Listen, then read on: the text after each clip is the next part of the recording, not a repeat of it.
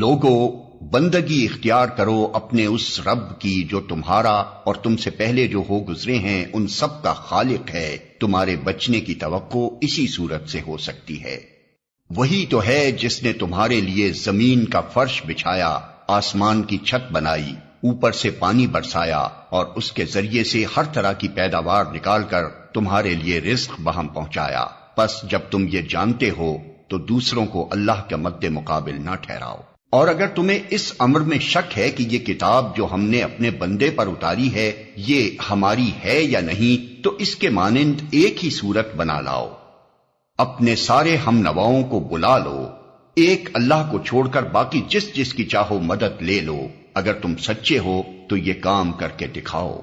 لیکن اگر تم نے ایسا نہ کیا اور یقیناً کبھی نہیں کر سکتے تو ڈرو اس آگ سے جس کا ایندھن بنیں گے انسان اور پتھر.